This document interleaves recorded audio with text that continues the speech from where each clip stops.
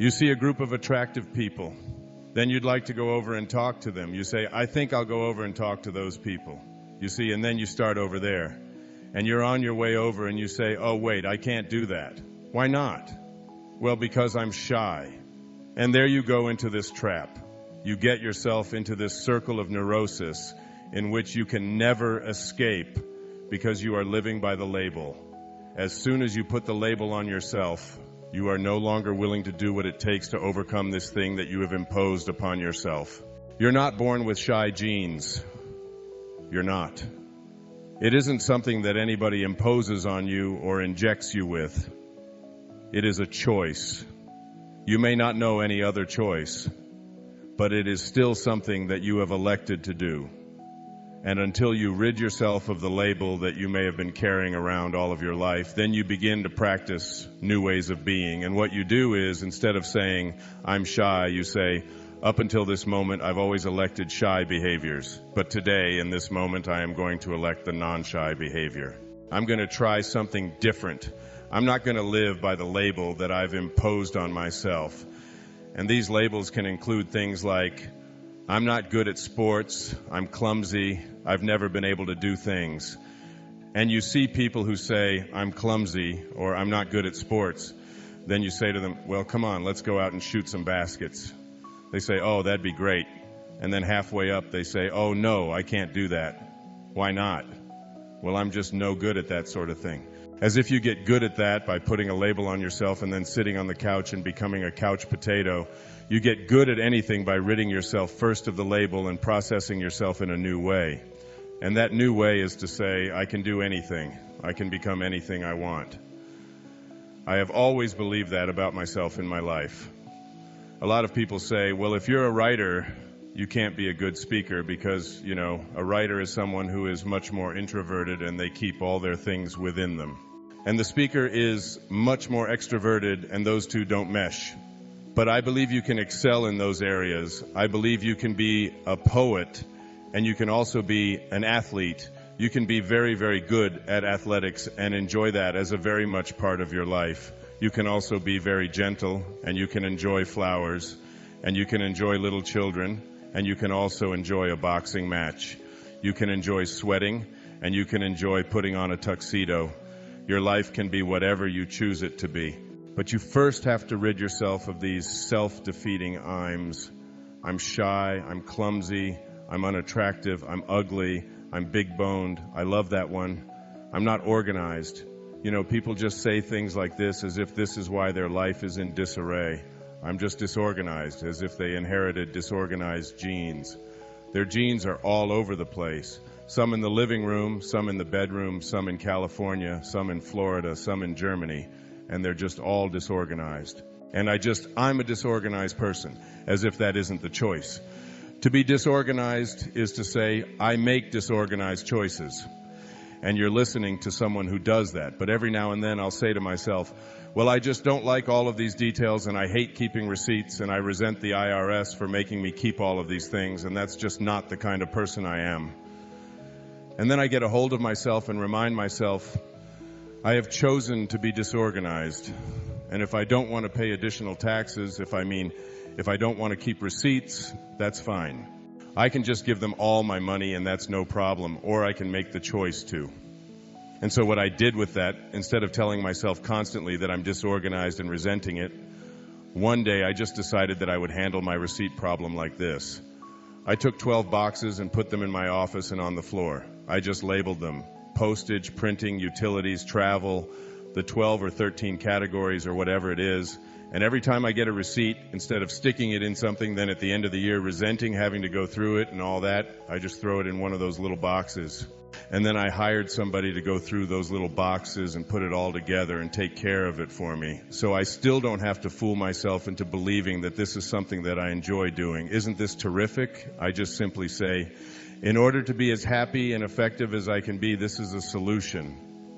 This is a way of dealing with that. And you get people saying things like, I'm forgetful, I can never remember anybody's name. It's just, I enter, somebody introduces me to someone, and then I forget their name in the next moment.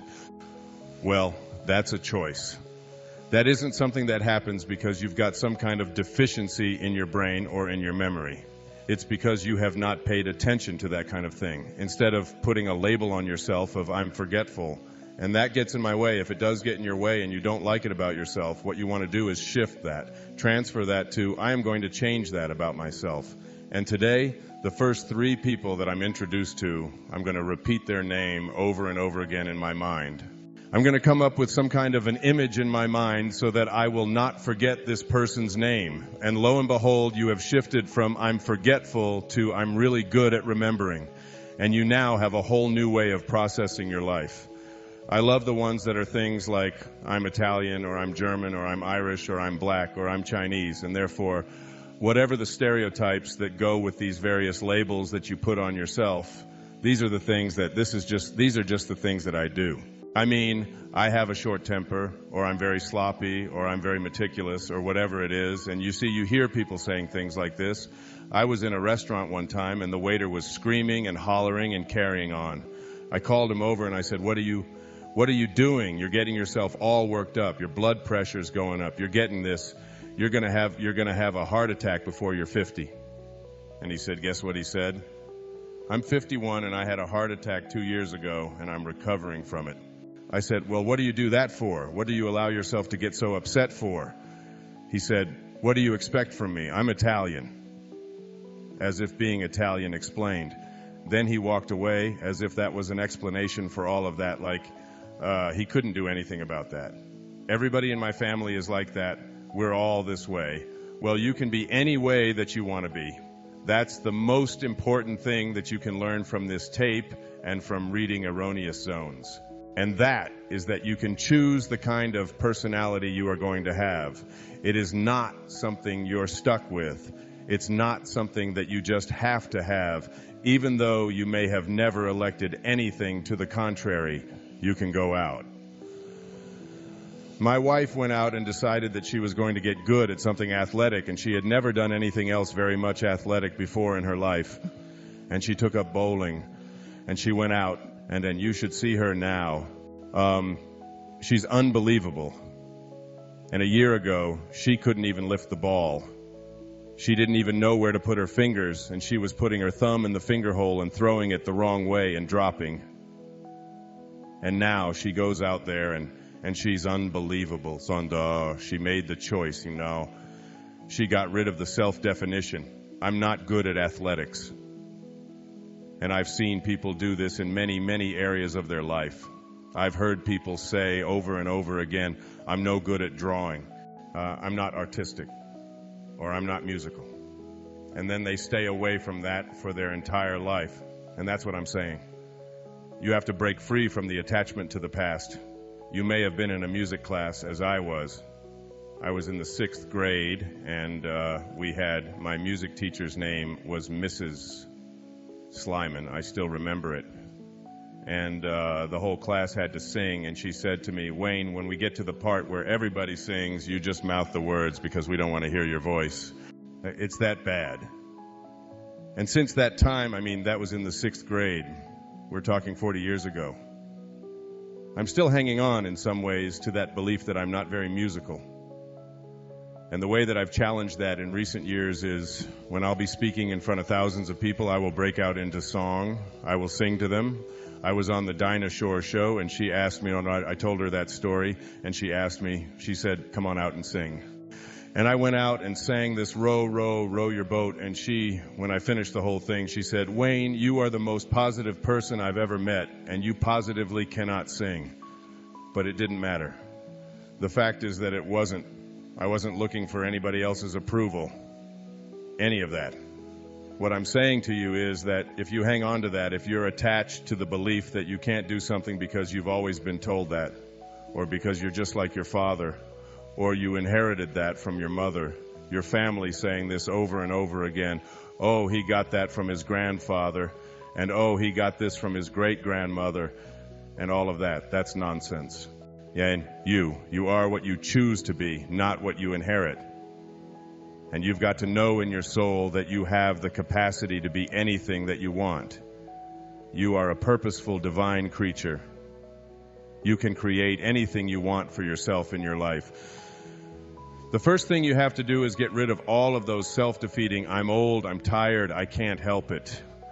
I always tell people, look, don't let an old person move into your body. It's your body. You can do anything you want with it. Yeah. If you start walking slow, if you start stooping yourself over, if you start minimizing your energy levels and sitting around a lot, feeling sorry for yourself and watching the world go by, before long, you're going to be immobilized throughout your entire life. Don't let that old person move in. Keep yourself young and vibrant, not necessarily youthful. I mean, be grateful for whatever age you are, but don't take on those habits that are going to keep you from being able to do anything you want. There's no age out there. I mean, I watched Norman Vincent Peale get up in front of an audience, and he's in his mid-90s, and he's got more energy than some people I know in their 20s and 30s. It's an attitude. It's a belief. This is a man who was one of the pioneers of the positive thinking movement, and his whole life has been a testament to that. I've seen it over and over again. I also see people who are exactly the opposite. You don't have to be. Tiredness is a choice. Fatigue is a choice. You don't get tired when you have something pleasant to do. Your life is working when you're inspired. Being inspired means to think inspirational thoughts about yourself. A major category of erroneous zones, one that immobilizes people all over the world, is this whole business of guilt and worry. I'm guilty. Let's start with guilt. People use guilt all the time. It's amazing. It doesn't matter where you go. We were in Jamaica just a few weeks ago, my wife and all of the children, with 7 children. We were going through the various markets, and there was this older woman there who had 1 tooth. She didn't look like she was very healthy. We sort of walked past her tent and didn't walk in. The woman said, come into my tent, come into my tent. We just sort of kept walking because there are 100 tents there. Finally, she started yelling at us, nobody likes me. Nobody wants to come into my tent. You don't like me at all. Nobody likes me. My children don't like me. Nobody. Sure enough, my wife turned around and said, maybe we should go in that tent. Guilt is very effective at getting people to conform and to do what you want them to do. What is guilt? Guilt is the immobilization that comes from living in the past. It is about you can't be guilty about things that you're going to do. Your guilt is about things in the past. Let's distinguish right here that there's something called learning from the past, which is very valuable and very important, and there's nothing in the world wrong with it. You do something, you behave towards someone in a way that you don't like. You've done something that is inappropriate. You've made a mistake. You've dropped the ball in some way. What you say to yourself instead of, oh, I'm so terrible and I'm so awful and I'm just such a bad person, which is instantly putting a label on yourself and immobilizing you and keeping you from growing and learning from it. What you can say instead is, I'm going to work even harder today at not behaving in those ways, and these are the things that I'm going to do. Yeah, but most people don't do that. Instead, they accept guilt.